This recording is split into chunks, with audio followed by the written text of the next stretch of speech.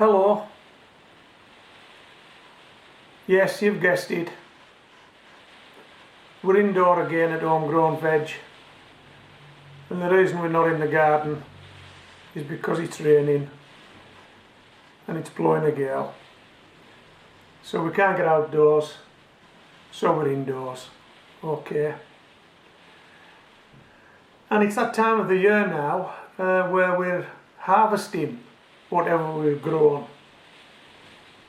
And we're starting to think about what we might be doing when we've harvested all our crops and we've got empty raised beds and empty pots and compost that's already been used.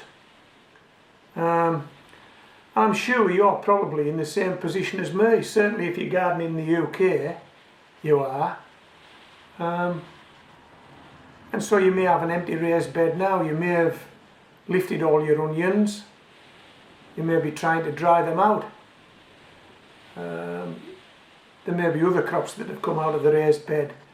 You've certainly taken your early potatoes by now, and if you've grown them in pots, then you've got pots of compost, possibly doing nothing.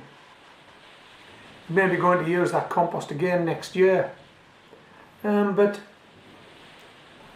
how do you know that that's the best compost for you to be growing in? And one of the things you might want to do now that you've got compost available, soil available, raised beds empty, you might want to check the pH of what you're growing your vegetables in and try and get it as best you can to the pH that's most suited for that vegetable. Now, I don't propose to give you all the pHs for the respective vegetables. What I would recommend you do is that if you're growing potatoes, then if you Google something like best pH for potatoes, if you're growing onions, best pH for onions, if you're growing carrots, best pH for carrots, and you'll get the answer. And you'll know what the best pH is. And the pH is simply a measure of acidity versus alkalinity in your soil. It'll be one or the other, unless it's neutral. And if it's neutral, it'll have a pH of 7. If it's acidic, it'll have a pH of something less than that. And if it's above a pH of 7, then it will be alkaline, and you can adjust accordingly depending on what vegetable you're growing and what the recommended pH is. But to do that, you'll need a pH meter, and I'm going to show you the one I've been using for the last couple of years. This is it.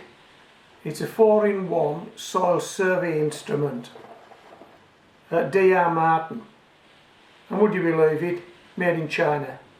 Why not? Why not? This was an internet purchase. I can't remember where I got it, but I'm sure if you just Google soil survey instruments or pH meters, you'll find this meter, and you'll find lots of other meters which are possibly just as good, but I like this one. So I'll take it out of the box and I'll show it to you. Okay, this is my pH meter. This is the probe that will go into the compost or into the soil, into the pot or into the raised bed, and this is a protective cap, and this is the actual probe that would do the measuring, and this is where you would get your readout. I'll just pop that back on there. It is a 4-in-1 meter, as it says on the packet. This meter will actually tell you, if you're using it on a pot indoors, how dry or wet your pot is, so that's useful.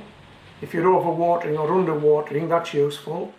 It will also tell you the level of light that that pot is being exposed to.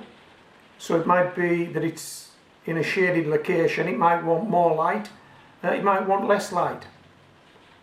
It'll also tell you the temperature. This acts as a temperature probe as well, and it'll tell you the temperature in centigrade or Fahrenheit, whatever your preference is, and it will also measure pH. So it'll tell you the pH of the soil or compost you're growing in.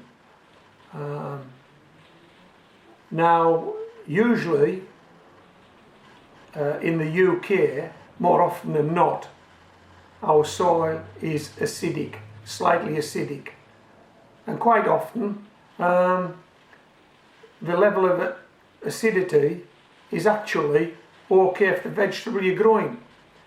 But if it isn't, you need to do something about that, and you need to do something about that to adjust that level. Now, if you don't own one of these things, Christmas isn't far away, and a birthday is never far away. This is something you might want a friend or a family member to buy for you for Christmas or for your birthday. Hint, hint, nudge, nudge. Okay, so I'm going to show you what I use to modify the pH in my raised beds and pots.